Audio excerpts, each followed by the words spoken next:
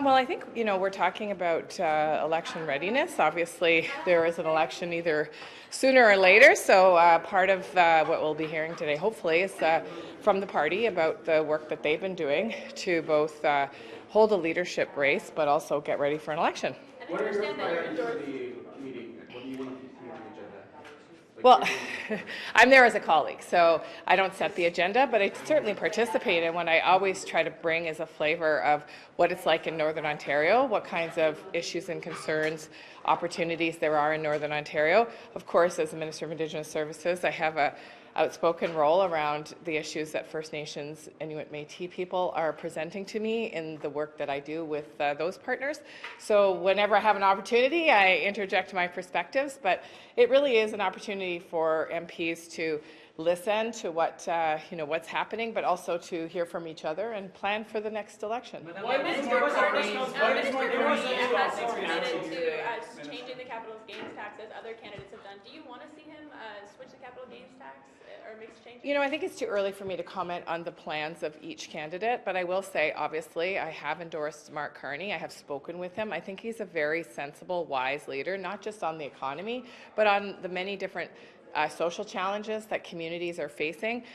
We had a great conversation about the work that I'm doing as Minister of Indigenous Services, the voices of Indigenous people, the work in Northern Ontario, the critical mineral strategy. So I was really very impressed by the depth of knowledge that he had in a variety of different areas that I've spent most of my life working on. We wanted to talk to him, but he cancelled his news conference this morning with you. Why? Oh, there was a scheduling error, actually. So Northern Ontario had planned that news conference, and we had hoped to be able to endorse him beside Mr. Carney, but in fact he had a competing schedule priority, so we'll be replanning that probably somewhere in Northern Ontario. All right. Thank you very much. What are your thoughts on Doug Ford calling an election in Ontario? Is he calling an election? Is supposed to. Good for him. What can I say? I mean, he's calling an election. He's calling an election. Do you think it's a problem when we're seeing, the threat from the U.S. right now, that could be a distraction potentially? He's been pretty outspoken on that file. Look, I commend Premier Ford's efforts to try to make a difference with our Canada-U.S. relationship right now. I hope it'll continue because we need to continue as a Team Canada on this. Ontario has a major role, about half of Canada's economy, so I'm hopeful that that will continue. We'll continue to be able to cooperate. And what have you heard from your U.S. counterparts since the inauguration? Have you spoken directly with the Trump administration? I haven't spoken directly yet. I will be meeting with my counterparts in Washington in the next week or two. We're waiting for that to settle in, but I'm in direct contact through my officials and through operational actors with different counterparts in the U.S. So we've had many meetings, for example, between the head of the RCMP, the head of the CBSA, our deputy minister, and their counterparts in Washington. We've met with all the provinces and territories in Canada. I'm now meeting with my public safety minister counterparts to continue to strengthen our border. Are you presenting to caucus about this today? The U.S. relations file? Actually, I did yesterday. Yeah. À quoi vous attendez dans vos rencontres la semaine prochaine que vous venez de mentionner avec vos homologues? Ben, on veut continuer à faire passer un message positif, qu'on a une économie intégrée, qu'on a une frontière où 400 000 personnes par jour croisent la frontière, des milliards et des milliards de dollars de commerce. Donc, évidemment, les investissements qu'on a, le plan qu'on a pour la frontière fonctionne. On a une frontière quand même assez forte. Hein? Il faut pas penser qu'on commence de zéro. Là. On a une frontière qui est bien gérée depuis des décennies, mais on investit de plus et puis on travaille de très près ensemble. On a une approche très intégrée.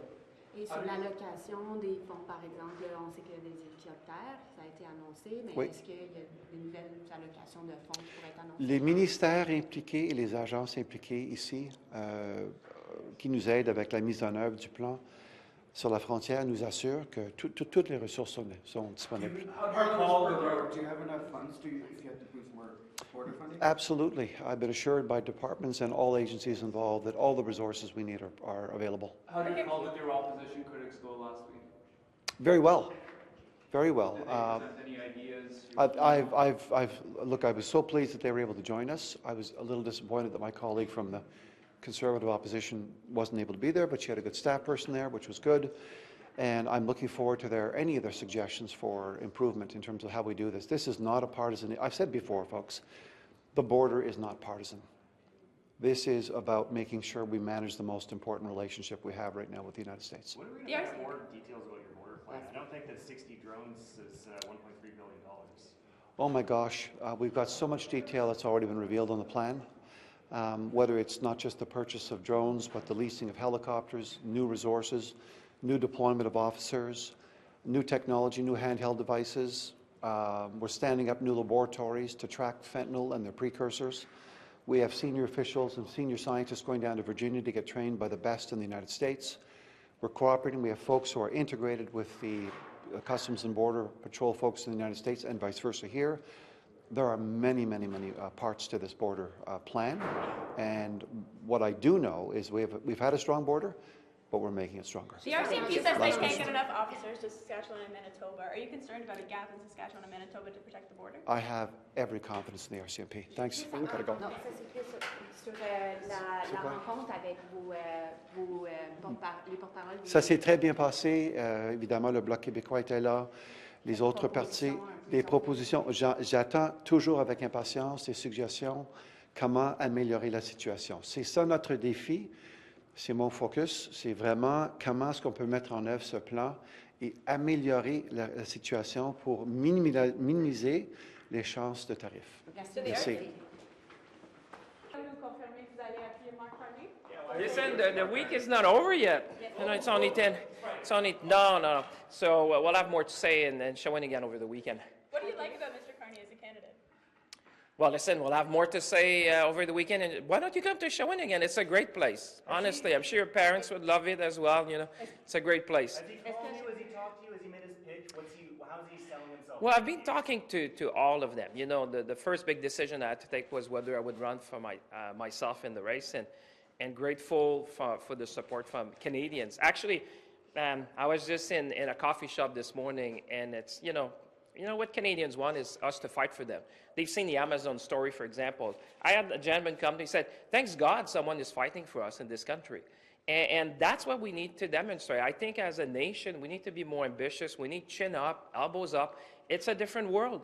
It's a different world. You know, we're waking up, and we have a lot to offer. You know, I saw some comments that were made yesterday at the World Economic Forum, and I can stop thinking we are the largest customer to the United States of America. It's not about what they need from us, is that we are their largest customer. We buy more from them than China, Japan, the UK, and France combined. So this is a message that every single Canadian, every business leader, every union needs to repeat, is that this is a bilateral relationship. When I hear whether people need Canada, I would say, well, actually, we're your largest customer. You know, we're your best partner. We're friends and allies. So that's a message. I'll be in Washington in the next, whether it's the next week, probably, and the other one. But really a message we need to bring is that it's kind of, we need to rebalance that discussion that we're having in a sense that why don't they start seeing us as a customer, as a client, as their best client in the world. So that means that U.S. industry needs Canada because they sell to us. We need them as well, but I think we need a rebalance and going in any negotiation with strength, with confidence, with ambition. That's really when that's my mind. I appreciate it. Monsieur Champagne, pour votre événement à Shawinigan, est-ce que y aura d'autres ministres québécois, d'autres députés québécois avec vous à cet événement-là? Écoutez, on aura une belle journée ce dimanche ici à Shawinigan, durant la fin de semaine. Vous allez voir, il y a beaucoup de vos collègues qui seront là, puis vous allez voir, ça va être une belle journée. Journée pour mettre de l'avant les intérêts du Québec, le fait français, les régions. C'est important parce que dans une course au leadership national, toutes les régions ont besoin d'être entendues. Puis ce week-end, ce sera de faire entendre les intérêts du Québec. You wrote Amazon this letter. Have they responded? What good has it done? Well, what good has it done? We're standing up. You know, I can tell you, they were quite surprised. I think we had more than 1 million views yesterday. So they're not used to that kind of response, I think, from Canada. And I'm glad we did it because it's... Well, listen, trust me, I'm not going to tell them what I'm going to do in advance. That's called negotiation 101. Let them reconsider. Let them figure out what we might do as a review. But the message is clear, and I've been talking to colleagues, I've been talking to the civil service. We have to stand up for Canada, our workers. I had union leaders writing to me as well. But this is also about treating Canada with respect. Not only we had a discussion yesterday, but in a way that is hard for me to understand, they did not even mention to me that they would lay off more people after we had our conversation. I have seen better corporate citizens in my life.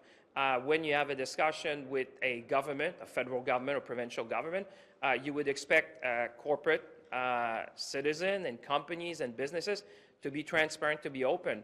And I feel, honestly, this morning, this was not the nature. I would have assumed, like anyone, that they would tell me the full story. But what I got in the phone call yesterday was half of the story.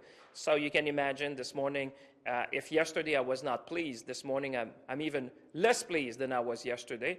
And that's why the letter was important. And actually, we're going to continue. They'll have me fighting to make sure that this is not going to go unanswered in Canada. How do you negotiate with Trump? Oh, sorry, you were saying Juste en français, sur Amazon, l'évolution de la situation, vous dites Écoutez, j'étais déçu parce que non seulement hier, j'étais déçu par l'ampleur des mises à pied qu'on a vues. Vous savez, le Canada, c'est un pays du G7. On doit être traité avec respect. Les employés doivent être traités avec respect. Mais non seulement j'ai eu un appel avec la présidente canadienne d'Amazon, mais durant cet appel-là, on ne m'a pas fait mention qu'il y aurait d'autres mises à pied plus tard dans la journée. Alors, c'est certainement qu'aujourd'hui, je me sens, si j'étais déçu hier, je suis encore plus déçu. J'ai déjà, ce qu'on s'attend des entreprises comme celle-là, c'est de la transparence. Et honnêtement, aujourd'hui, je trouve que c'est moins transparent que je le pensais même, du fait d'informer le ministre qu'il y a certaines choses que j'ai dû appeler moi-même. Et non seulement on ne me donne pas toute l'histoire, on me donne la moitié de l'histoire et j'apprends dans les médias qu'on va licencier plus de monde. Là, on est rendu à 3000 personnes. Alors, moi, je trouve ça complètement inacceptable. Ce n'est pas la façon de faire des affaires chez nous. Je l'ai dit dans des mots clairs, dans des mots forts. Je pense au président d'Amazon aux États-Unis. Et je vais répéter ce message-là. Ce n'est pas la façon de faire. Ce n'est pas la façon dont vous savez, on est au Canada, une grande économie, on est un pays du G7. On s'attend à ce que nos travailleurs, à ce que nos industries, à ce que le Canada soit traité avec respect. Puis honnêtement, dans les circonstances, je pense que ça manque de respect d'avoir une discussion avec les autorités fédérales et de ne pas faire preuve de transparence. How do you negotiate with President Trump when, as you say, he doesn't respect Canada and he says that we'd have less problems if we became part of the States? Well, I think it's always reminding, there's very few people waking up in the world, let alone in Washington, thinking about Canada. So this is a moment, for me, I said it's a wake-up call. This is a moment for Canada to just, be more agile, be more strategic, build the things we need to build, look at procurement in Canada, make sure we build the industry of tomorrow, diversify our economy, diversify our market. I feel it's a bit like when CDAO, which was Minister of Industry after the Second World War, rebuild Canada industrial landscape. I think it's one of these moments where, in a way, he's giving Canada a wake-up call and say, you need to do more as Canadians, and we'll do. We'll be confident, we'll be ambitious, we'll be strong, and I hope my mission is to lift the spirit of Canadians. We need to go in these negotiations in this period confident, constructive, looking forward, but as a nation, we're strong. As a nation, we have natural resources, we have talent, we have very strong industries. We've done it after the Second World War. We can do it again. Let's build big things. Let's show the world that, Canadians know how to do things. And that's my mission, lift the spirit of Canadian at a time like that. I'll see you in a bit because I'm a bit late. They'll be mad at me. Are you talking to the provinces and territories about the PNP stuff? As you know, they're all pretty unhappy with the 50% reduction. Yeah, and it's kind of too bad if they're unhappy. They've a number of premiers have been irresponsible, whether it's for their own leadership campaigns or the elections that have been had over the last few months about immigration generally. I had a table with responsible ministers to talk about proper sharing of asylum seekers outside Quebec and Ontario, and that was weaponized by a number of premiers. So as part of the cuts that I think were responsible in the Levels plan in respect to permanent residency, I did cut the provincial nominee program by half, with a holdback of 25% to work with provinces that are willing to be responsible about taking on their fair share of asylum seekers, making sure that they're drawing from domestic pools of talent in the country. So I think that's the right thing to do. There are a number of provinces that have stepped up, and we're going to be talking to them, and hopefully they'll get their allocations in a way that they can use responsibly. I said it yesterday, immigration is a shared responsibility, and I think premiers in particular that have the jurisdiction over parts of welcoming newcomers, some highly skilled folks in this country that are contributing directly to the gross domestic product of the country, need to be responsible in the way they talk about immigration. So this isn't about lecturing them, it's just the reality of how we build this country, and we need that responsibility if they're going to have their allocations to them from the federal government. What's not outside Quebec, obviously, that controls immigration permanent residency for its own reasons. Provinces control a quarter of immigration to this country, of permanent residency to this country, and a whole hell of a lot when it comes to temporary residency, as you've seen with respect to international students. So that requires proper actions, funds allocated to those people to make sure that they're properly welcomed to the country, and it has to be done responsibly. So those are talks that are ongoing. They'll be private, but I think it's something that I need to have and continue in private with provinces that are willing to step up, and certainly there have been a handful that have raised their hands and said we're willing to do that so that we can work with our provincial nominee program. Pourquoi vous commencez à réserver des espaces pour loger les migrants? Les louer, pourquoi? Oui, pourquoi vous êtes en train de... Ben, ça fait longtemps, c'est depuis 2017 qu'on fait ça, puis ça coûte très cher. Est-ce que vous avez un sentiment d'urgence? Pour les demandeurs d'asile? Oui. Ben, ça fait depuis 2017 qu'on fait ça, puis c'est la réalité dans laquelle on vit avec la flambée des demandeurs d'asile qui sont présentés à nos frontières depuis 2017. Ça coûte extrêmement cher. Ça fait partie de la discussion dont je traitais en anglais, c'est-à-dire que si on veut être responsable au pays, ça prend les provinces, ça prend le fédéral qui est responsable envers ces gens-là, qui souvent fuient la guerre. Parfois, ils n'ont pas de logement. Et donc, il faut faire ça de façon concertée. Il faut qu'ils puissent être hébergés, évidemment. Surtout quand il fait froid. Là, mais il faut être préparé à tout. Je pense qu'il faut être préparé à tout, puis on va continuer de l'être. Les hôpitaux, les hôtels qui sont loués présentement par le fédéral ne sont pas pleins. Et donc, si on en cherchez davantage, non? Donc, je ne peux pas commenter sur la planification qu'on fait vis-à-vis de l'administration Trump. We've seen Donald Trump sign an executive order that has stopped Afghan asylum seekers who had their paperwork previously cleared from entering the U.S. at all, and similar moves toward refugees from other countries. Do you see a role for Canada stepping in this crisis? Well, look, Canada will continue to remain a humanitarian country. We have limit to their ability to welcome people in a proper way. We have welcomed well over 50,000 Afghans over the last little while. That's something I think Canadians can be proud of. We've welcomed tens of thousands of Syrian refugees, and we currently have well over 300,000 Ukrainians that we're housing temporarily as the war goes on in Ukraine. So there is limited capacity, but if there are opportunities, we'll certainly look at them. The U.S. decision, as unfortunate as it is theirs, and we'll continue to do our job as a country that does have a heart and does care about resettlement of people that are fleeing war. We are, I think, the top resettlement country in the world. UNHCR recognizes that. I don't see that ending anytime soon, but there is a limit to our ability to do things, and we can't obviously be everything to everyone. Jagmeet Singh suggested at his most recent presser that he would look into amending the Safeguard Third Country Act for trans Americans. Is that something that your government would consider? No, I mean, look, obviously my heart goes out to the gay community and the trans community in the U.S. right now. They're going through a difficult time. As I'd mentioned, it's a stretch to create a whole new category of people that would be considered asylum seekers or refugees, and that's just reality. Whatever Jagmeet Singh is going on in his head, it's up to him really to think about. Sur quoi? I also, Pierre Poilievre, again, is being a jackass with his whole weaponization of the gender debate. He said he only recognizes two genders. I've only ever seen him really recognize one or spend most of his time on one gender, so at least that's a step up. But again, he has to be stopping a jackass on gender issues. It's just stupid and it's not mature. De Monsieur Singh?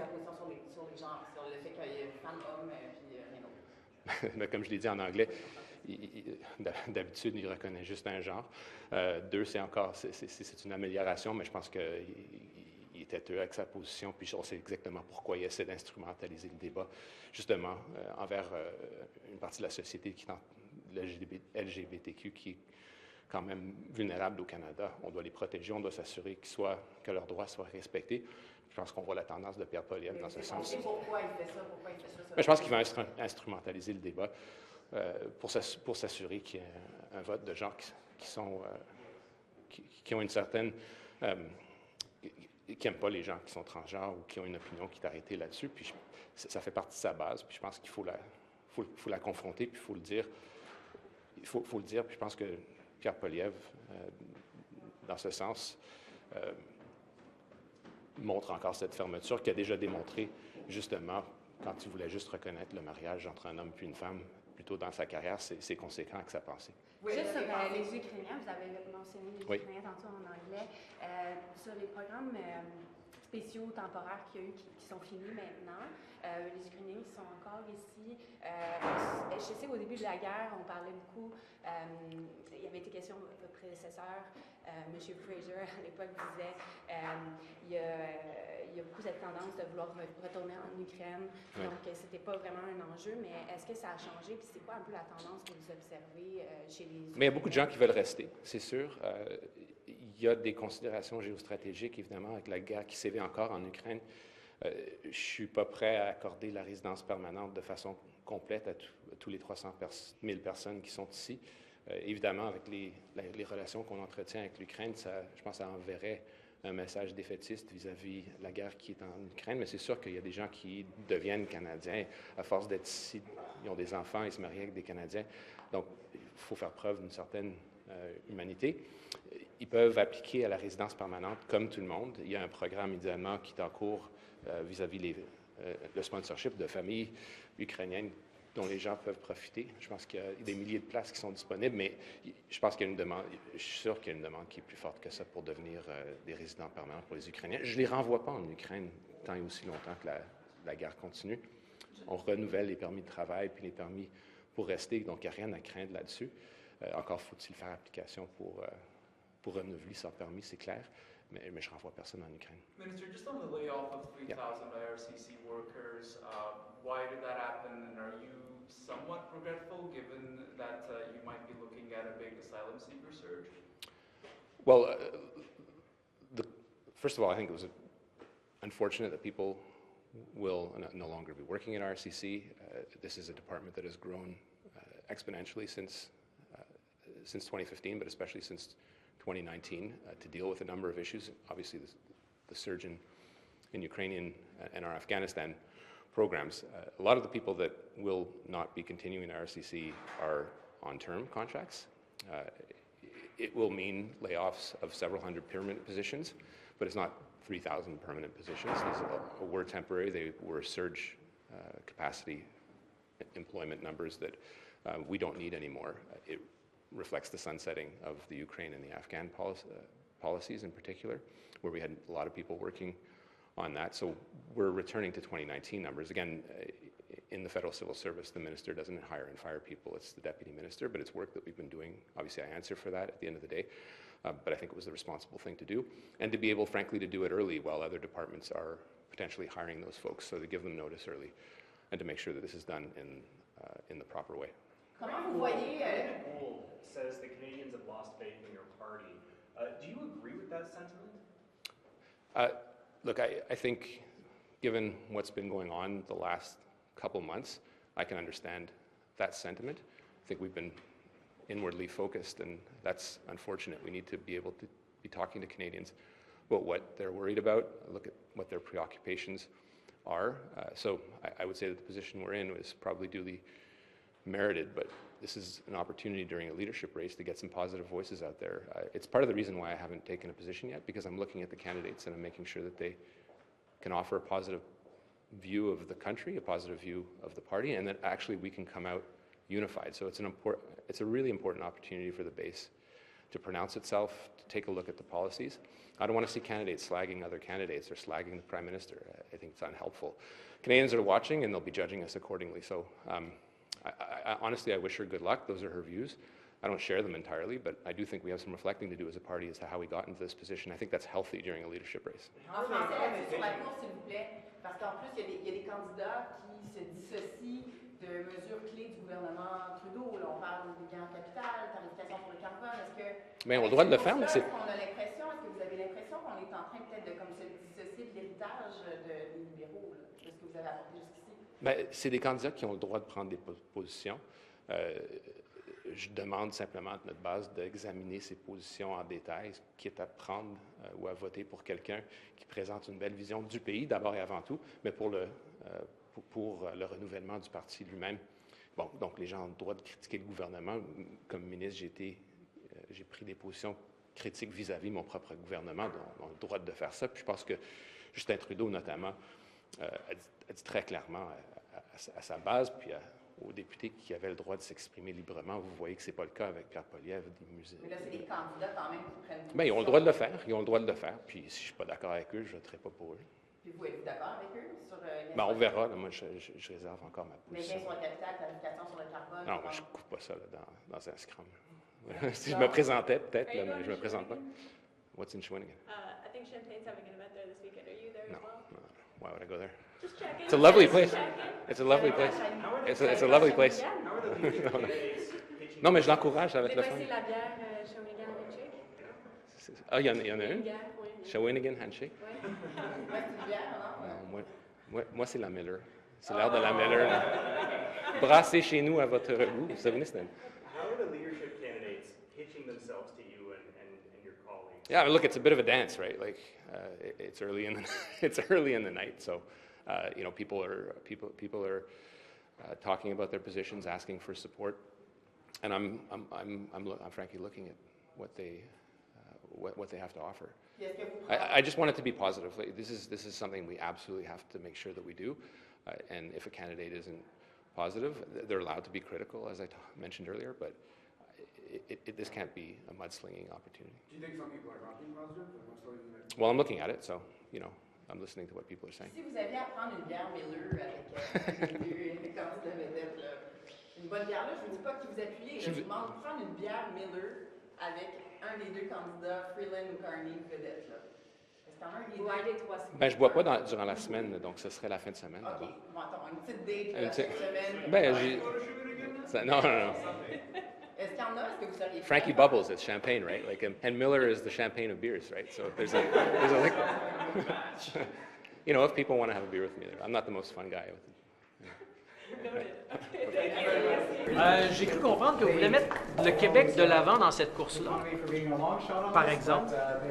Bien, comme lieutenant du Québec, je prépare une liste de propositions que je vais offrir aux candidats à la course à la direction du Parti libéral. C'est quoi la priorité?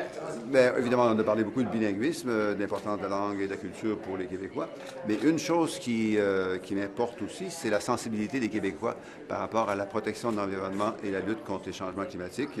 On sait que la démagogie, la désinformation de Pierre Poilievre a fait beaucoup mal ailleurs au Canada en matière de prix sur la pollution. Les économistes et les experts savent qu'un prix sur la pollution, c'est la meilleure façon de créer de la croissance, de lutter contre les changements climatiques. Donc, reculer sur la croissance, reculer sur la taxe carbone, vous n'aimez pas ça, là?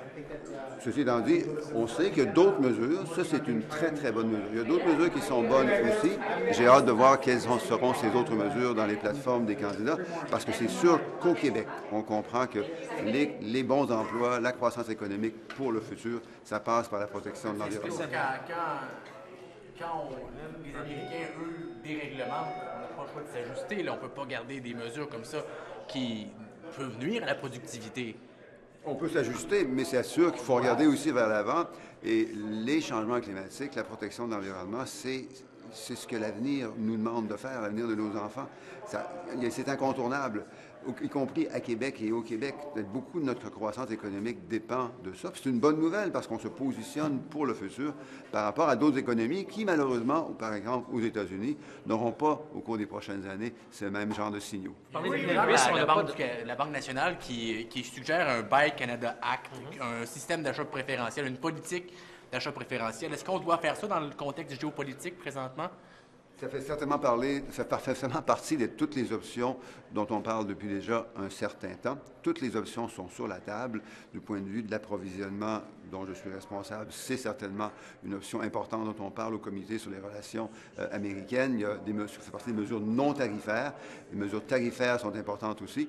Tout est sur la table. On ne sait pas encore ce que M. Trump va faire dans les prochaines semaines et les prochains mois, mais c'est sûr que tout va être prêt pour réagir. On a Mme Freeland, on a M. Carney qui sont en tête, qui ont l'air de vouloir emmener le parti vers le centre. Êtes-vous d'accord avec ça, vous?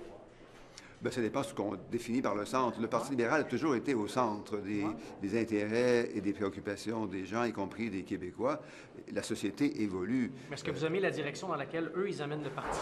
Bien, on va voir exactement ce que ça veut dire. C'est sûr qu'on ne voudra jamais être comme M. Poilievre qui veut tout couper parce qu'il prétend que tout est brisé, il veut tout détruire parce qu'il prétend que rien ne fonctionne. C'est la vision de tout va mal, on arrête tout puis on brûle la maison. Ça, c'est pas quelque chose que je suis sûr que mes collègues candidats vont vouloir faire. Ceci étant dit, on a maintenant la menace de M. Trump, des enjeux de compétitivité, d'investissement, de tarifs, qui nous amènent évidemment à recentrer nos actions et nos investissements. Mais sur les chèques de 250 $, par exemple, si je ne m'abuse, vous ne sembliez pas 100% chaud à l'idée. Est-ce qu'un recentrage, un peu plus de rigueur budgétaire, c'est quelque chose que vous Les chèques de 250 $, ils ont été pensés dans un monde où il n'y avait pas M. Trump. Oui, on reconnaissait à l'époque qu'il y avait des pressions importantes sur le coût de la vie. Les gens nous en parlaient tout le temps du coût de la vie. Mais maintenant, les préoccupations des gens aussi reconnaissent qu'on a une menace au sud de la frontière. C'est là qu'il faut investir aussi beaucoup de nos énergies. We heard you chastise Mr. Arya for his lack of French. Are you concerned there's no prominent Quebec voice as a leadership candidate in this race? Well, I've talked to Mr. Arias, to Chandra, a couple of times. I think it is better understood now that it's not about the ability to speak French. It's about the ability to work with every Canadian, whatever language they may speak, and that includes obviously francophones in Canada. To engage with them, to work with them, requires to be fully bilingual if you want to become Prime Minister. I think it's now well understood, and I look forward to that being said even more openly. And the lack of a strong Quebec voice in the leadership candidate. Well, that puts in onus a responsibility on people like me. I'm the Quebec lieutenant, and my job is to make sure that whatever candidate there may be, they take into account the important, essential contribution of Quebecers in the Federation. A strong Canada requires a strong Quebec, and that needs to be seen in the platform. Is your lack of endorsement a suggestion that there is nobody like that right now? Sorry? Is your lack of an endorsement a suggestion that there is no candidate? No, quite the opposite. I'm working separately, sometimes somewhat discreetly, with every candidate to make sure that they are ready when they show their platform. They're ready to demonstrate that the Quebec contribution to our country is clearly seen. Quel genre d'engagement un candidat pourrait prendre maintenant qui ferait pencher la balance selon vous pour le Québec? Bien, ça va se dérouler au cours des prochaines semaines. Comme je l'ai dit, moi, je prépare une série de propositions que je vais rendre publiques par ailleurs, qui vont aider les candidats, j'espère, à déposer la plateforme au moment où ils vont vouloir le faire. C'est pas moi, évidemment, de décider quand ils vont vouloir le faire. Monsieur Arya, il a pris quel engagement auprès de vous pour améliorer son français? Bien, il a reconnu. Vous lui en avez parlé, là. Oui, je pense que je vais le laisser parler. Évidemment, c'est à lui de s'expliquer, mais on a eu une bonne discussion. Je pense que je lui ai expliqué assez clairement le point de vue des membres du caucus du Québec. Et plus important encore, le fait qu'au Québec, on est fiers d'appartenir au Canada, mais pour pouvoir contribuer pleinement au développement du pays, il nous faut un premier ministre qui soit parfaitement bilingue. OK, merci beaucoup. Merci. We're talking Canada-U.S., of course, and otherwise just different colleagues are bringing different perspectives, and I'm just here to listen. Yeah. How do you feel about the fact that some of these leadership candidates are backing away from your government's policies, the capital gains, the carbon tax? I don't have any issue with leadership candidates staking out their own ground. I haven't always agreed with every decision that the government's made over the years either, and the Liberals Party's a big tent, and rightly so. On specific issues, I don't always agree with the leadership candidates in the same way I don't always agree with the government. On carbon pricing, for example, look, I understand the politics of it, but I think it's really important that we emphasize that more Canadians are made better off at the end of the day from the rebates, and pollution is going to cost us all much, much more in the end. Climate change costs us much, much more in the end. You look at just the increase in disasters, the increase in wildfires, the increase in floods, it's going to cost us all much, much more in the end. People aren't going to be able to get insurance in many cases, and there's a baked-in price to that as well. And so I just think it's sometimes we're too flippant in politics, especially across the aisle when this sort of acts the carbon tax and acts the carbon price and acts the price on pollution. I mean, it might be good politics in the short term, but it's going to cost us in the long term. Should the cap and trade system that like there is in Quebec and BC be taken as an example? Wouldn't it have been nice if Doug Ford hadn't cut that in Ontario? Speaking of Doug Ford, he is launching an election next Wednesday. What's your reaction to that? As to him calling an election? Yeah. You know, I've said I think we need stability as much as possible right now. I don't know that an election adds to that stability. And, you know, I thought it was, like, in fairness to Ford, I thought it was good that he was on American Airwaves standing up for Canadian interests. I thought it was an important part of a Team Canada approach. You know, an election's obviously more self-interested than that. Did the leadership candidates reach out to you? And what were they saying? How are they trying to convince people, MPs, to back them? Everyone's got a different pitch, but yeah, I've been in touch with almost all of the leadership candidates. Yeah. Gould said yesterday that she thinks the party's lost touch with Canadians. Do you agree with that? No, I don't agree with that at all. And why do you think that the Liberal Party still knows what Canadians want? Well, I mean, like, what's the Liberal Party? You know, there are many of us in the Liberal Party. I haven't lost touch with Beaches East York. I'm in touch with my constituents all of the time. And so maybe some colleagues have lost touch, but the idea that the Liberal Party, I mean, this amorphous thing, I mean, no, I'm a part of the Liberal Party. I haven't lost touch with my constituents at all. She suggests that the Prime Minister has lost touch. She said that in an interview at TVA. The Prime Minister has lost touch? Well, she distanced her. Well, I think, look, it's says, I'm look, everyone's posturing in a way that they think will make them most successful. Do I think everyone's listening to the Prime Minister after 9 years? Welcome to Canadian politics. You know, politicians get tuned out after 9 or 10 years when they're the leader of the country. You know, I think he still had a lot of fight in him, but, you know, a leader is not only going to have a team around them, you know, the audience has to be willing to listen. And so, you know, I think he still cares a great deal, and I think he's still in touch with a lot of things that people care about. He cares about housing affordability. He cares about making sure that we're addressing the big challenges, especially look at how seized he is with Canada-U.S. right now. So I don't know. I don't think he's lost touch. Do I think that all Canadians are listening? No. For one reason or another, there are many paper cuts that add up over the years, and governing wears on governments. How do you square being a minister for someone that you say no one is listening to? I didn't say no one's listening to. I say, you know, after 9 years, unquestionably, that it's harder to get traction. I mean, you know, do you think people can continue on as Prime Minister for 20, 30 years? No, at some point, change is required. And so I think he recognized that. He reflected over the holidays. But, you know, I didn't sign up to defend the Prime Minister. I signed up to get as much housing built as I could, to deliver on community and social housing, and to make sure I made the biggest difference that I could in a short period of time. I don't think, knowing my track record over 10 years, I don't think he added me to cabinet to be his biggest defender. Is there a particular policy you want to see these leadership candidates raise in the race? Anything comes to mind that you think might be I won't be so specific. Opening, like, for example, electoral reform? Yeah, well, sure. Yeah, now you're just picking on me. Yeah, of course. It would be great if the leadership candidates could talk about, I would be broader, though. I would say democratic reform. And some of them are speaking to this, right? Like, you see different candidates speak to decentralization, to speak to empowering caucus. You know, I think that those are important conversations. I've said this before. What kind of party do we want? Where should power reside? I think those are questions that different potential leaders have to grapple with. Electoral reform more broadly, I think, is incredibly important. I mean, we right now face a Conservative Party leader who basically represents the Reform Party that I grew up with, not the Progressive Conservative Party, but the Reform Party. He is a Mike Harris conservative, and I really worry about the politics that we're going to see in this country, the politics we're already seeing across the aisle, and electoral reform could have avoided a good chunk of that, I think. So you know, if we could revisit that conversation in some way, it would be great. But I would say, having lived through the challenge of implementing electoral reform in the early days, I do think it's really important that we bring Canadians along to the conversation, and we need to, you know, it can't just be this promise that one election is going to be the last election and first past the post. You got to bring people along. Can I just get you to unpack? You mentioned Doug Ford and electoral self-interest in calling for an election now. What did you mean by that exactly? Why is he calling an election? Is he calling an election because it's in the best interest of Ontarians, or it's in his best interest? I think the answer is pretty obvious. You spoke about decentralization. Karina spoke a lot about that yesterday. About which? Decentralization of the party. Yeah, I didn't catch all of that, but... Karina did make some pledges about that. Yeah. So you have sympathy for her? I haven't seen it. I will take a look. I saw Chrystia released an email. I think Carney spoke to it. Karina, I didn't realize, but she obviously spoke to it as well, based on what you say. So this is for me to look at. Anyway, have a good day. Thanks. Can you speak about your endorsement? Yeah. I'm very proud to support Mark Carney. He's amazing track record. I got to meet him a number of times before.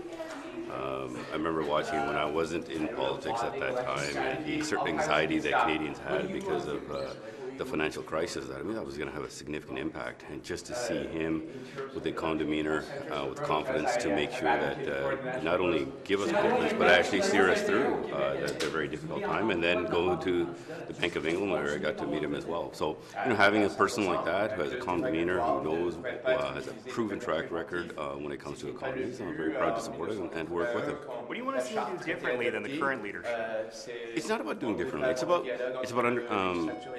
understanding the realities of our time, and you need a leader to be able to handle the challenges of our time. And he has demonstrated that in the past, and he'll do that for the challenges that we have now. He says he's an outsider, but he's been advising the party. He's very close with you guys. Well, how is he an outsider? You know what? You can define that in many different ways, right? It's really simple. He hasn't been in politics, right? So he's coming into politics as new. That makes him, I wouldn't say an outsider thing, but it's a new outlook for a party, which is always very, very important. So when he comes into politics, he's going to learn the politics piece as well, and then bring a fresh strategy to that. Do you feel that really less support is going to Ms. Freeland, and why is so, according to you? Every member of Parliament is making their own choice regarding who they should choose. For me, it's a personal choice, and I've just provided that. But I've also spoken to my wider political team back in my riding, the networks that we have across the country. Obviously consulted with them before making this choice. What do you think about Trump's comments about 5%? When it comes, I can tell you that when it comes to our defense spending, when we formed government and I was Minister of Defense, we were at 0.9%. And I remember actually having this conversation with President Trump way back. And I said, I'm glad that he had raised the conversation about nations to be able to spend more. When we formed a government, we were at 0.9%. You have to demonstrate a pathway forward. Our first defense policy did just that, a 20-year commitment with guaranteed 20-year funding that doubled defense spending. And in that policy, we said that we're going to do NORAD modernization, which now new ministers with Anand and Minister Blair have done. And now we're a commitment. So you have to have a pathway. You can't just say it and think the money is just going to show up and your planes are going to show up and recruit people. You have to be able to put a plan in place, and our government has done that, and we'll be working towards it. And when it comes to the 5%, there's a much wider conversation that we've had regarding that when it comes to what defense can also do. It's more than just defense. So those are the discussions that they'll have at NATO, and Minister Blair is well on top of that. What would happen to that figure if Trump goes ahead with the tariffs? What would happen to that figure, the defense spending, the defense spending? Well, that's something that we always remind people is that we'd rather do the defense spending and investments based on growing our GDP. If your GDP goes down, you can easily reach those numbers as well. So, those are the challenges that we currently have. We had those challenges before. Obviously, it's very different now, but as you can see, we have a very experienced team to be able to navigate through this. Thanks for stopping. Great, thank you. Ça va bien? Avez-vous une seconde? La loi 21, à quel point tout ça va venir avoir un enjeu supplémentaire dans la course à la direction, vous pensez? Dans la course à la direction, je ne vois pas. Je pense qu'on est assez aligné au Parti libéral. Notre position est claire depuis longtemps par rapport à la loi 21. Puis, ultimement, c'est la Cour suprême qui va décider du sort de la loi 21. Je vois difficilement comment ce sera un enjeu, d'autant plus qu'il y a tellement des enjeux plus importants auxquels fait face le pays que je le vois mal. Taxe carbone, taxe sur les gains en capitaux, les principaux candidats ont l'air de branler dans le manche. Est-ce qu'on est en train de défaire l'héritage de Justin Trudeau? L'héritage de M. Trudeau est beaucoup plus vaste que ces deux seules politiques, qu'on pense à l'allocation canadienne pour enfants, aux investissements en logement, en transport en commun. Je veux dire, ça va beaucoup plus loin. La réduction de la pauvreté infantile de 50% au pays, pour moi, ça, c'est majeur dans l'héritage de M. Trudeau. Donc après, on va voir comment se définit le débat, puis on va laisser les candidats se positionner là-dessus. Avez-vous l'impression qu'avec peu de temps pour ramasser des membres, vous allez avoir une course à la direction qui n'est pas celle qu'on aurait pu avoir? Honnêtement, je suis franchement étonné par l'enthousiasme que je sens dans mon comté, certainement, mais un peu partout quand je parle à mes collègues. Le membership augmente de manière quasiment organique, là, sans trop d'efforts. On voit les membres qui arrivent. Moi, je le vois sur les réseaux sociaux aussi. Il y a un enthousiasme que je n'ai pas senti depuis longtemps. Des gens qu'on avait vus en 2015, qu'on a perdus des fois au fil du temps, qui reviennent au bercail. Donc, moi, je suis très emballé par ce qui s'en vient pour le Parti libéral et pour le pays. Hundreds. Yeah. I don't, the exact number would be around 200, 250, which is, in my writing, it's a lot.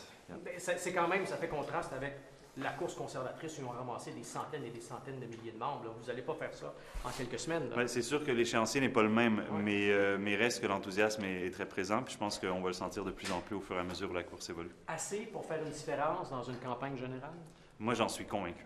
Can I just go back to Bill 21? This Prime Minister has said he would intervene, but it's likely that he may not be in power by the time that happens. So how can you say that there is no outcome from the Liberal leadership race that could affect how this goes at the Supreme Court? We don't know what the other candidates would do. Well, we'll see what the future Prime Minister decides, but I think it's always been clear for the party that we had the intent to intervene. But at the end of the day, and that's what I've mentioned, the fate of Bill 21 will be decided by the Supreme Court, not by the Liberal Party, not by the Prime Minister. It'll be by the Supreme Court. So the government's intervention was always a political show? Well, the intervention is to make the case that the government wants to make, but it's not, you know, there are many interveners in a case such as this one, and ultimately the judges decide. That's the way our country is built, on the rule of law. Je peux vous demander, M. Lightbound, si on revient sur la hausse du taux d'inclusion sur le gain capital, on prévoyait des revenus de 20 milliards dans le dernier budget liés à cette hausse-là. Craignez-vous pas pour la capacité de payer pour tous les programmes dont vous parlez qui ont justement aidé à sortir des gens de la pauvreté? Je vais laisser le soin aux candidats de bien expliquer leur plateforme. Je ne suis pas là pour être le porte-parole ni de M. Carney ni de Mme Freeland. Donc, pour ces détails-là, je vous laisserai en discuter avec les candidats parce que leurs propositions sont, en ce moment, on entend toutes sortes de choses, mais il n'y a pas encore eu de propositions très claires et concrètes par rapport à ça. Donc, vous avez l'impression que ça va être une course à deux, là? Moi, c'est ce que je vois. C'est comme ça que ça semble se dessiner, là, malgré tout le respect que j'ai pour les autres candidats, Mme Gould en particulier, mais je vois clairement que quand on regarde pour M. Carney, que je soutiens d'ailleurs, à son événement, il y avait quand même un engouement constant, certainement au sein de la députation, mais aussi au sein de la population. What are you hearing from the leadership candidates? What are they telling you? Well, I'm hearing mostly when it comes from Mr. Carney, that he's really focused on the economy, wants to build the strongest economy in the G7, has the experience to do so, and I think that's top of mind to many of my constituents, which is why I'm supporting Mr. Carney. And what are you hoping to get out of the meetings here today? I think there will be plenty more discussions on how we handle the situation in the U.S. With the incoming administration. That's really our priority right now. And what do you think of Mr. Trump, blustering over the 5% on NATO? I'll let my colleague at Defense and Foreign Affairs answer that question. Just Thank in you. English on capital gains and carbon tax, do you think it's a problem that your party is departing from some of its signature policies of the current government? Well, I think it's fair game for leadership candidates to come up with their own set of policies to renew the Liberal Party. So I think that's fair. And you know, when I hear people say this is a disavowal of Mr. Trudeau's legacy, Mr. Trudeau's legacy goes far beyond those two policies. It's much broader. I was talking in French about the reduction in child poverty by 50% with the Canada Child Benefit. That's huge. The investments in housing, the investments in public transit. So I think there's a lot more to Trudeau's legacy than these two policies. And there are ways to achieve the same objectives in terms of protecting the environment and fighting climate change than specifically the price on pollution, which is what I think we're going to see from the candidates. Are there other policies that are being floated right now to replace it? I know we've seen candidates saying they're going to replace it, but they haven't said with what. Well, if you look at in Quebec, we don't have a price and pollution per se. We have cap and trade. We've had that before the Liberal government took office in 2015. So there are ways to do exactly that without the specific mechanism of a price and pollution. And more specifically on the capital gains tax, is that something, do you want to see that repurposed? On the capital gains tax, I'll let the candidate come up with what they have to propose. It's not clear yet exactly how they want to, go about it. So, thank you. Merci. Merci beaucoup. What did you hope to get out of the meeting today? I'm not sure. I haven't seen the agenda yet, so I'm just going to... normally, we don't discuss what happens in caucus, but I'm looking forward to talking with my colleagues. Quand on parle de la taxe sur les gains en capitaux, quand on parle de la taxe carbone, la majorité des candidats semblent vouloir aller dans une autre direction que celle du gouvernement libéral actuel. À quel point le parti risque d'avoir l'air de parler des deux côtés de la bouche quand on va arriver l'élection? Mais je pense que, je veux dire, moi, je suis un député rural, je veux dire, puis je suis en Ontario. J'étais un des seuls libéraux qui avait voté avant la dernière élection contre un projet de loi justement pour les agriculteurs. Donc, moi, ma position n'a jamais changé. Je pense que ça reflète... Là, depuis un an, écoutez, il y a juste les... défendu la taxe carbone bec et ongle, là, les candidats disent... Il y a juste les fous qui ne changent pas d'idée. Fait que je pense que c'est tout à fait normal. Je pense que on voit à quel point que cet enjeu-là n'était pas populaire. Je pense qu'il faut admettre la défaite. Puis, je pense que c'est tout à fait normal que certains candidats se positionnent de cette façon. On ne parle pas, oui, il y a la taxe carbone aux consommateurs, mais il y a aussi toute la question, la première partie de la loi qu'on a implantée. L'Ontario le fait en ce moment, puis je pense que ça, c'est une position raisonnable. And Chrystia said yesterday that she thinks that your party lost touch with Canadians, and that's partly why these policies need to change. Do you agree with that? I mean, it's always a challenge after 10 years for any government to you get in a governing mode as opposed to looking out in the future, and you resolve issues. I think it's normal that sometimes you lose touch. I still don't have confidence in what Pierre Poilievre will try to accomplish. We still don't know. For a guy that's been wanting to go into an election for the last 6 months, he's pretty light on policy so far. So, lost touch. We're talking with people all the time. We have differences of opinion, but lost touch, no. I'd say no. Do you want to see those policies change in terms of carbon pricing and the capital gains tax? If we come up with a better alternative to the carbon tax, then great. Everyone hates being taxed, but I think even conservative economists think that the carbon tax is one of the most efficient ways of addressing climate change. But I'm totally open if somebody comes up with some other kind of form of carbon pricing, which is more acceptable to the population. Okay. So do you think some candidates are flip-flopping then, or will it appear like a flip-flop to Canadians? I would prefer to say that any good candidate is willing to reconsider any of their ideas and reconsider where we're going as a country, and things are dynamic always, and so be it. And which candidate are you supporting? Carney. And why are you supporting Mr. Carney? Well, I think, and I got to say, I really like Chrystia Freeland. Chrystia Freeland is great for a whole bunch of reasons. The fundamental issue with Chrystia Freeland is people see Chrystia and think Justin Trudeau. And that's just a reflex kind of thing. And that's going to take quite a few months to get over that.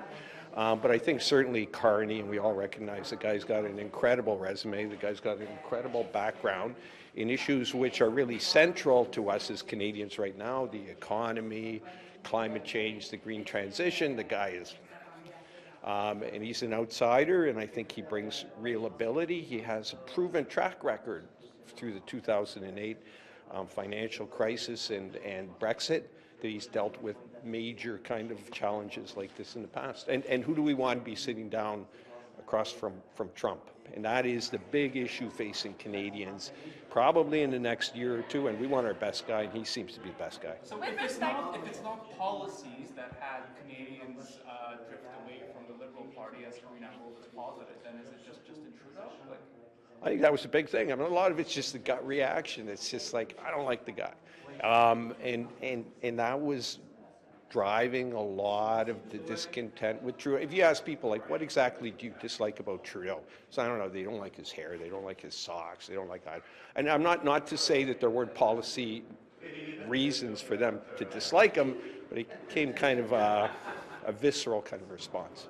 With respect, you're calling Mr. Carney an outsider, but he's actually a legal advisor. You know, he's certainly been around the party for a long time. What makes you think he's an outsider?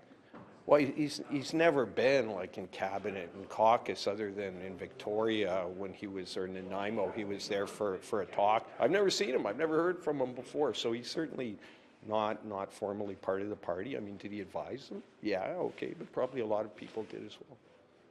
And do you think that Canadians will see him as an outsider when he's been a Bank of Canada governor, he's been a Bank of England governor, you know, he's held really sort of high positions, he's been an advisor. Do you think that will translate?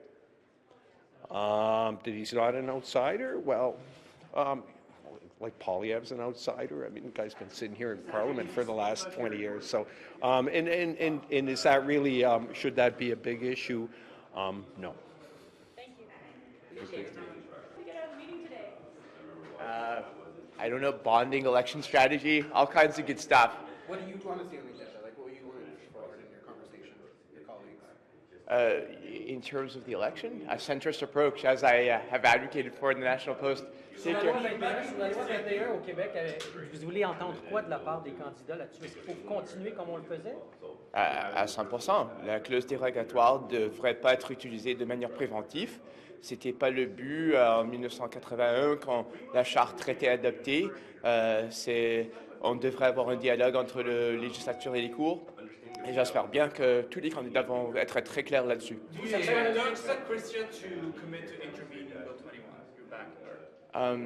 I expect all candidates to commit to intervening in the Bill 21 case because the notwithstanding clause should not be used in a preemptive way to take away rights from Canadians. And I expect all Liberal candidates to stand up for the Charter in a way that the Conservatives do not. I was shocked yesterday. I saw a poll that said most Canadians believe most local people in Montreal believe that the Conservatives would stand up against the preventive use and notwithstanding clause when they voted with the Bloc to allow Quebec to use the clause that way in the House of Commons and are planning to use it federally. So that's an issue in my riding. It's an issue across Montreal and across Quebec. Has Ms. Freeland told you? I'm not going to talk about any discussions I've had with Ms. Freeland. Take care. Just a lot of excitement. I mean, I'm the only Atlantic voice and I'm the only Indigenous voice in this race, but you know, you got to represent all across Canada, and the biggest thing over the next little while is to push to get people to sign up, and we'll know how donations are going and the sign-ups are going by Monday. And where do you stand on the capital gains tax? I know that some of your colleagues have said they would distance themselves from it. You know, I've got a policy team now that I'm creating, and if I get ahead of them on the policy, they're going to be quite angry at me for saying things as my personal opinion. I want to make sure that the things that I'm saying are reflective of places all across Canada. So I believe that sometime after Monday, when we're done signing people up and trying to get excitement around this, we'll be looking at the actual policies that we want to share in a potential platform. And Gould said yesterday that she thought that the Liberal Party has lost touch with Canadians, and that's partly why those policies need to change. Do you agree with that point? I think Canadians like our policy. When I think about the things that we brought to Canada, like the National Food Program, affordable child care, dental care, pharmacare, I just don't think, I think there's a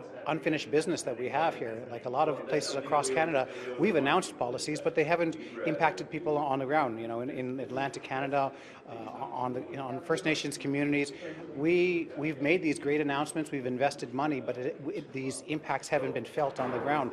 I feel that unfinished business of making sure that those policies are implemented all across Canada will help us as the Liberals, because it's easy to announce something, fund something, but actually deliver it to Canadians, that's what they want to see. Have you found your caucus colleagues receptive to your candidacy? I've had more than a dozen of my caucus colleagues helping me with calls over the past 3 days. I think that my colleagues and I have a great relationship. They always make fun of me for being a long shot on this, but they realize the reasons why I'm doing this. Well, a few have, but I'm not going to talk about that. Yeah, it's not a dozen. Oh my God, no.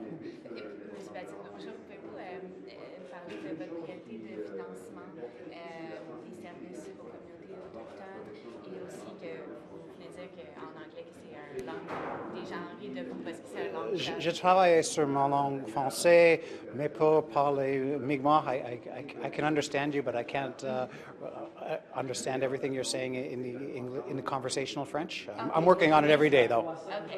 It's an important thing. I think that bilingualism is important in Canada. I'm working on being trilingual now. Okay. Anyway, I can speak Mi'kmaq, and I'm doing it every morning. Okay.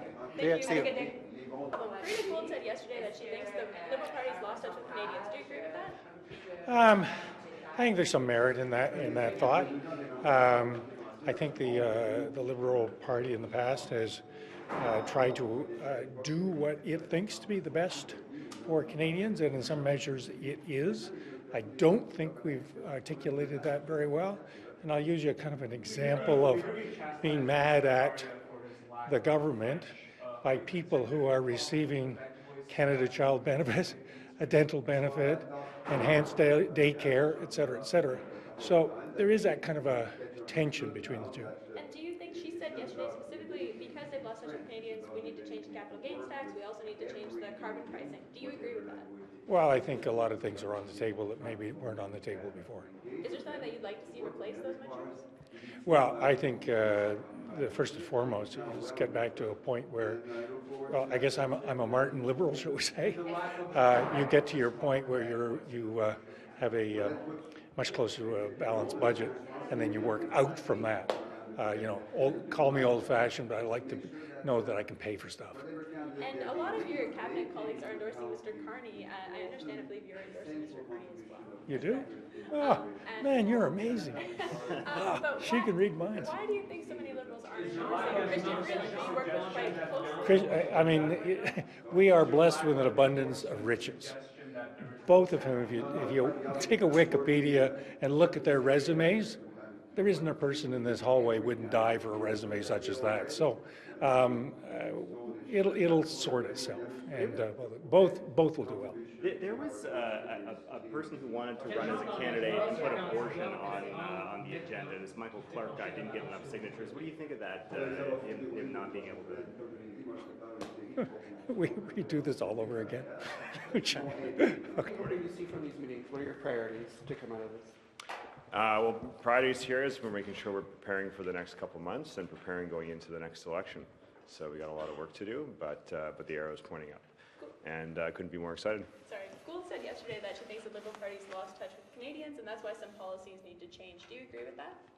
I think this is an opportunity for us as a party to bring more people in, and I think one of the challenges that we've had is there's been too few people sitting in the Prime Minister's office, and not enough engagement with Canadians and outside experts. And so I think that's an opportunity now. We have a wide range of candidates from Karina Gould engaging youth, Jaime Battiste engaging Indigenous people across the country. We've got world-renowned experts like Mark Carney, who brings a lot to bear. And these are the kind of things that will allow us to bring more people in and have that debate of ideas that we really need to have as a country, but also as a party. So I'm really excited for that process. More specifically, do you want to see the party move away from some of the signature policies like carbon pricing and the capital gains increase? I think it's incredibly important that we have a strong plan to fight climate change, and I think any leadership candidate, I've already endorsed one candidate, but we can't walk back the action that we're taking, and so I'm looking to see that be a key part of any platform going forward. And I think also one of the big challenges we have as a country is we need to increase our productivity. That's been something that's been a long-term issue for Canada, but especially right now when we're looking at an uncertain world and with our biggest trading partner, that's got to be the biggest focus. And so we need to make sure that our tax policy is going to enable that rather than restrict that. And I think whether it's capital gains or something else, those are things we need to look at. On carbon pricing, yesterday Mr. Lightbound said maybe we should take an example with the cap-and-trade system in Quebec, and we have the same in BC. Is that an interesting path regarding that?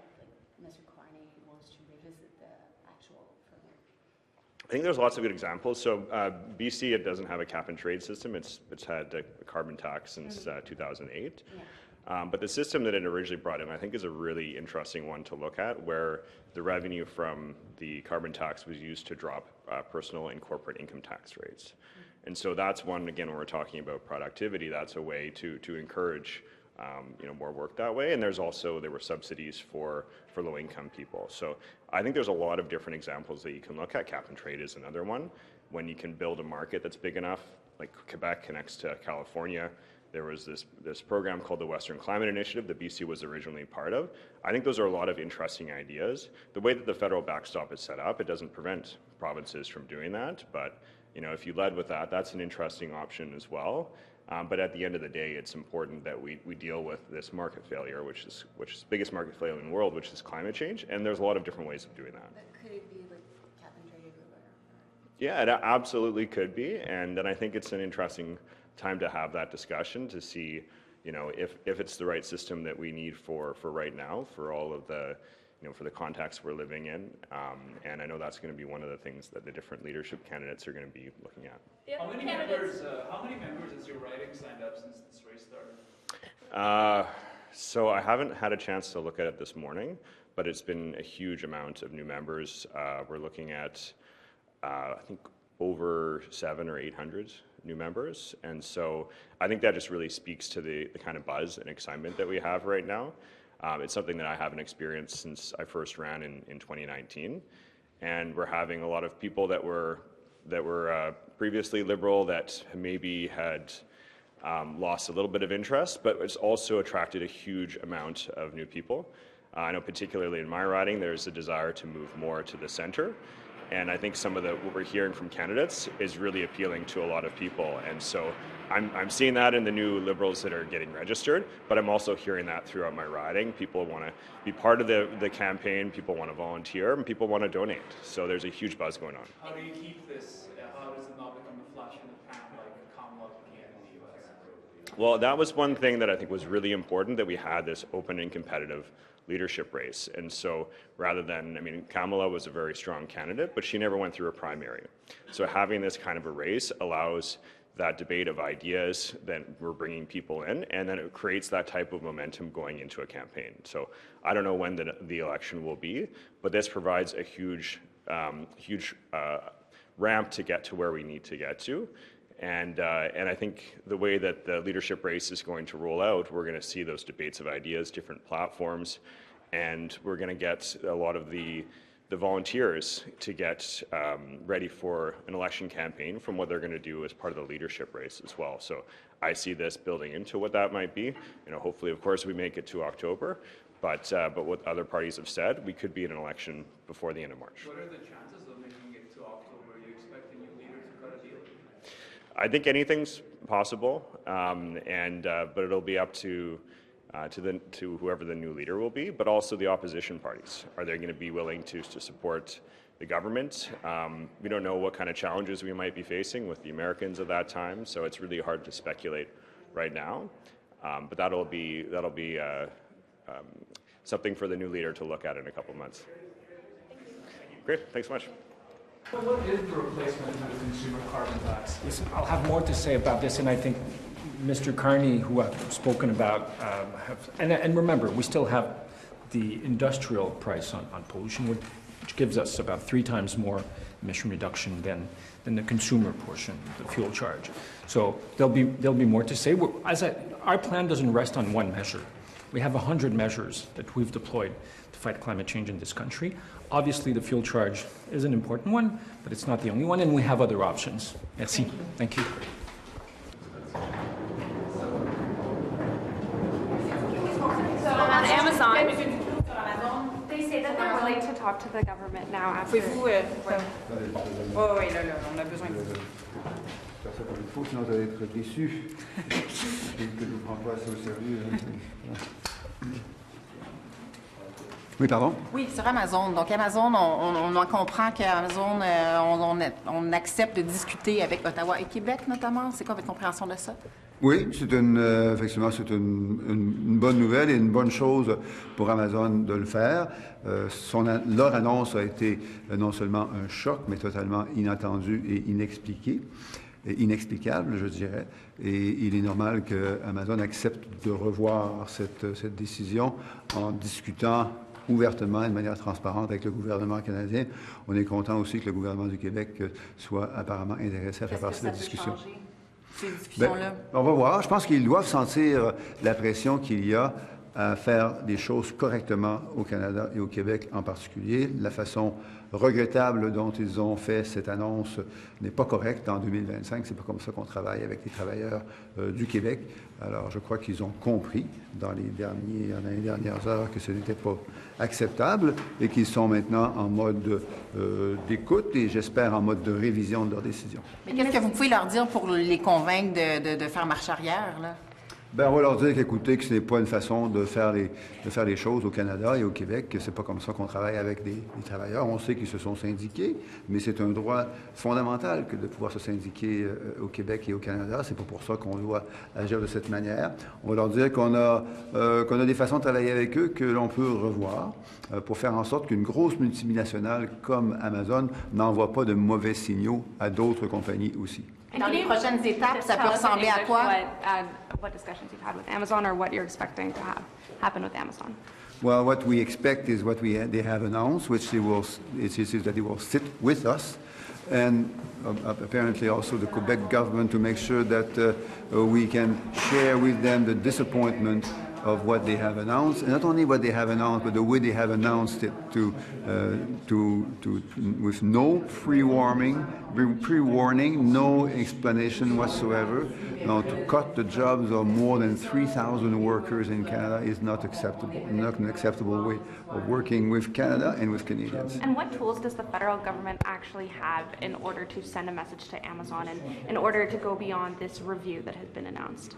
Well, we are a good partner with that company and many others in Canada, but we also expect those partners to work appropriately with workers. For instance, it is not acceptable to punish workers because they become unionized. In Canada, the right to become unionized is a right that is fundamental and is not only fundamental to the workers, but fundamental to the ability of foreign companies, multinational companies, to be able to work with us in our country. So it's a joint relationship, and we expect their side of the relationship to be better dealt with. Okay. Can you reconcile that culture of unionization in Quebec with Amazon's? Bonjour. Aujourd'hui, j'ai publié une lettre dans laquelle j'ai demandé 4 débats entre tous les candidats, 2 en français, 2 en anglais. C'est une importante course à la chefferie. On va choisir le prochain chef du Parti libéral du Canada et on aussi va choisir le prochain ou la prochaine première ministre du Canada. C'est très important de donner aux Canadiens et Canadiennes, aux Québécois et Québécoises, une opportunité de voir et d'écouter les candidats dans les 2 langues officielles du Canada.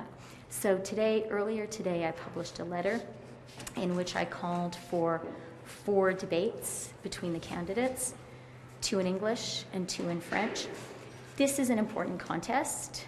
We are choosing the next leader of the Liberal Party. That means that we're choosing the next Prime Minister of Canada.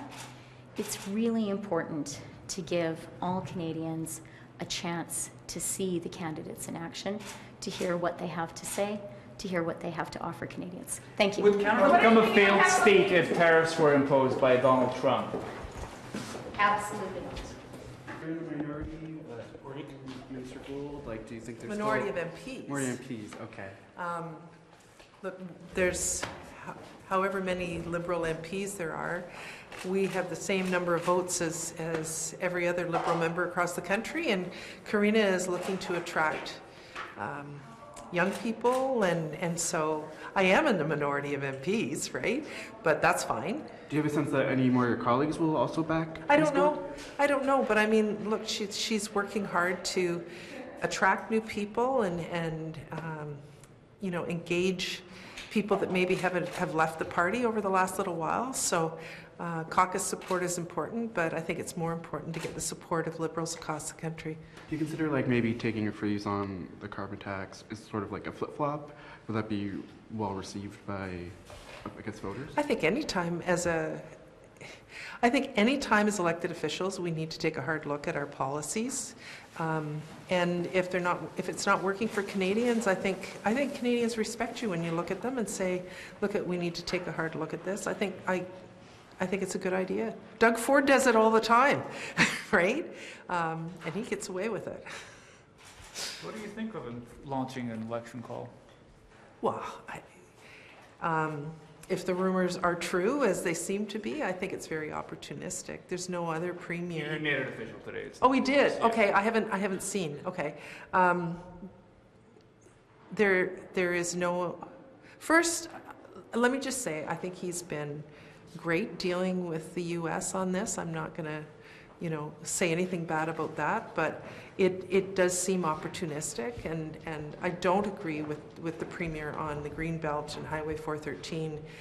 There's some policies in my neck of the woods that I have a huge issue with, but I work really well with his provincial representative. I just think it's very self-serving. You don't see premiers across the country saying, I need a new mandate. He's got, a year and a half left in his mandate. David Peterson did that in, 91 and lost very badly because Ontario said, you're doing this for self-serving reasons. We'll see what Ontario thinks when, so is the election February 27th? Is that? I don't know if we have that date yet. Okay. So may I ask you, some of your colleagues who were going to retire said you're not going to retire. I'm retiring. Yes, okay, yeah. So you are retiring. Yeah. And I'm not retiring, I'm leaving politics. Right. And why do you think some of your colleagues are taking a shift? Do you think it's just a new change in leadership? I think you'd have to ask them. I'm not going to prejudge why they're changing their mind. I'm not. I made the decision. I'm happy. I'm at peace with the decision. So for other people, you really need to ask them. Okay. No. Oh, can we try? Can I ask, Karina Gould has said that the Canadians have lost the trust of the party, lost faith in it. Do you agree with that sentiment, that your party floundered at a certain point during the pandemic, at the end of the pandemic, when the cost started to raise? Yeah, I do think Canadians have lost trust. I think Canadians have lost trust in a lot of things since the pandemic. And I think what Karina says has a lot of truth, that we need to rebuild trust. And it goes back to what I was saying about listening to Canadians. I think, you need to listen to what people are saying. We as MPs, we have a voice. We don't get a veto on policies, right? We can express our opinions, but at the end of the day, Karina's now running for leader, and she is that voice. And I've watched her for 10 years connect with people, and I think she is the right person to build that trust, both within the party and with Canadians across the country. Do you think... I didn't expect all of this just by saying hi to you, Rafi. Holy I hope you don't regret it. Do you think Canada could become a failed state if Donald Trump imposes 25% tariffs?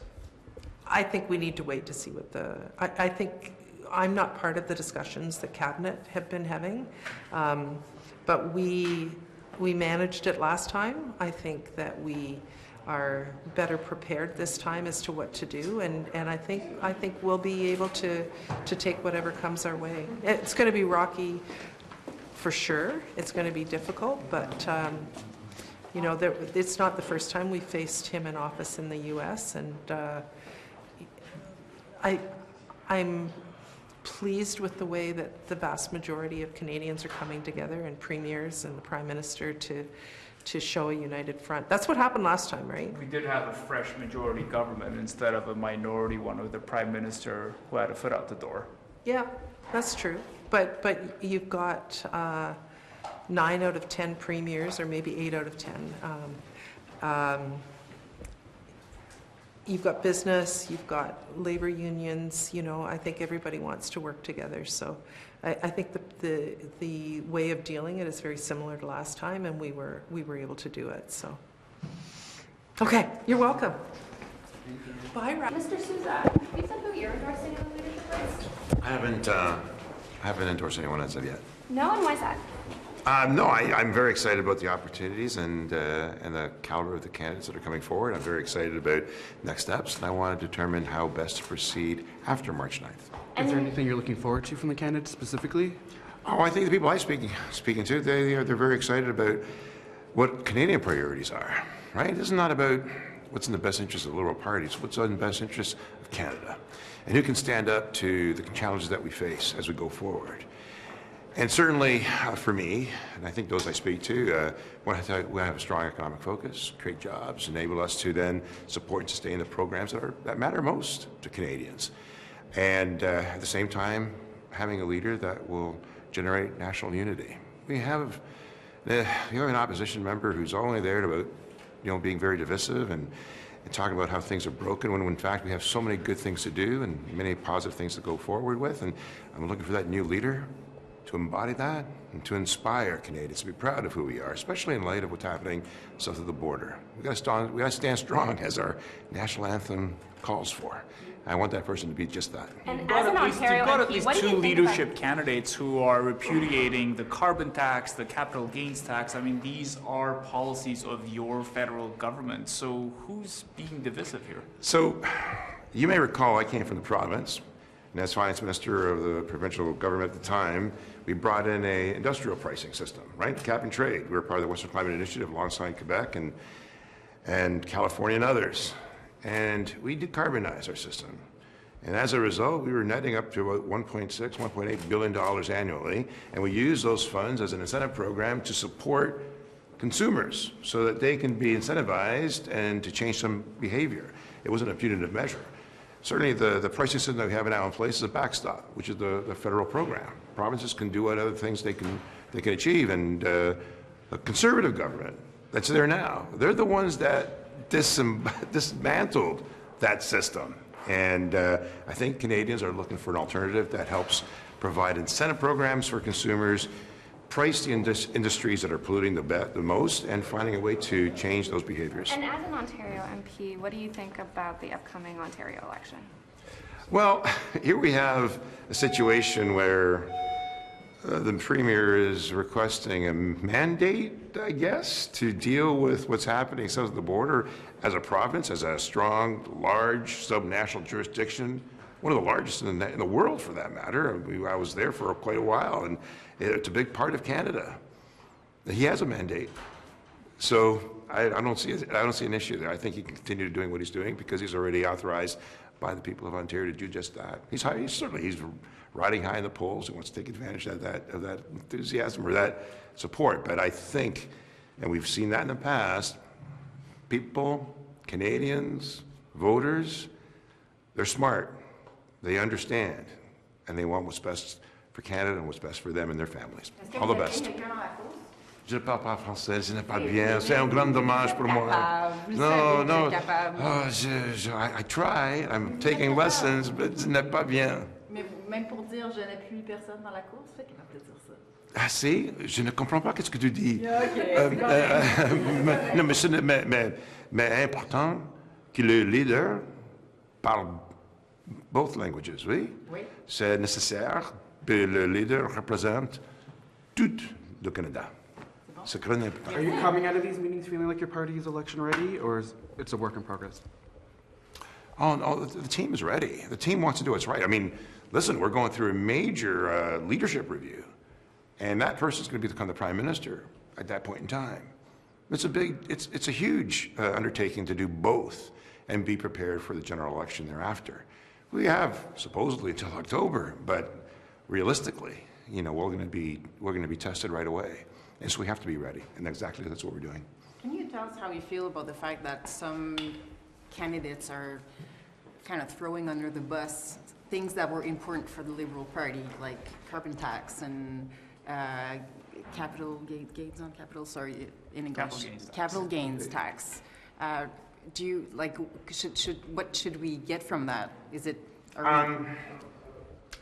As I said, I'm a big supporter of dealing with the first priority for most Canadians, and that's to make sure that they're doing well, and that the economy is growing, and that we support industry, and we support jobs. We support investment. In regards to tax reform, including capital gains, there's a two-prong issue. One is to price it such a way or to engage and support foreign direct investment and capital investments in Canada and generate that enthusiasm. And so, and generate that opportunity. But then the dichotomy, the discrepancy is that the new generation aren't finding ways to get equity where many are only paying 25% tax on capital gains. So there's a difference between business and individuals, and I think we should take a look at that more appropriately. Thank you all. Thank you. Excellent. Feeling confident about your parties? Yes, it's always a good day to be a Liberal, and I think when you see amazing talent coming forward to lead this party, and you see the unity in this room, regardless of who wins this thing, I think we're going to be in a very strong position. Look, Canadians, I think, have grown tired of what Mr. Poilievre has to say. You're seeing increasingly desperate and ridiculous things coming out of their caucus, and this is a confident group of people that are here to serve Canadians, and we're going to do what's right in the face of some, obviously some very difficult comments coming out of the Trump administration. We're going to stand resolute and fight for Canada. Who are you endorsing?